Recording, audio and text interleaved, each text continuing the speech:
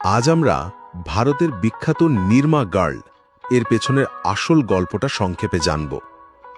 আপনারা তো প্রায় সবাই ওই সাদা ফ্রক পরা মেয়েটার ছবিটা চেনেন, তাই না? কিন্তু ওই হাসির পেছনে যে একটা আবেগঘন গল্প লুকিয়ে আছে সেটা হয়তো অনেকেই জানেন না। প্রথমত, মেয়েটার আসল নাম ছিল করিমা। সে ছিল নির্মা কোম্পানির প্রতিষ্ঠাতা করশন ভাই প্যাটেলের মেয়ে।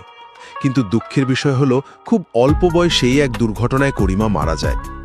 তো মেয়ের স্মৃতিকে অমর করে রাখার জন্যই করশন ভাই তার নামের অক্ষরগুলো একটু অদল বদল করে ব্র্যান্ডের নাম রাখেন নির্মা। দ্বিতীয়ত, শুধু নামটাই নয়, লোগোটাও কিন্তু করিমার স্মৃতিতেই তৈরি। ওই যে সাদা ফ্রক পরা আইকনিক ছবিটা, ওটা করিমারই ছোটবেলার ছবি।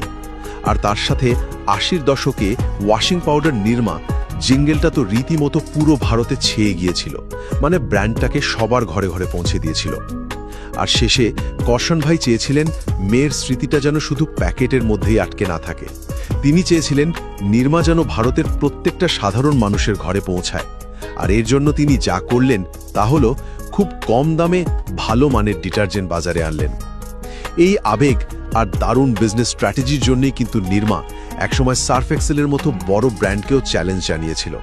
আসলে নির্মা শুধু একটা ডিটারজেন্ট ব্র্যান্ড নয়, এটা মেয়ের জন্য একজন বাবার ভালোবাসার এক অসাধারণ প্রতীক।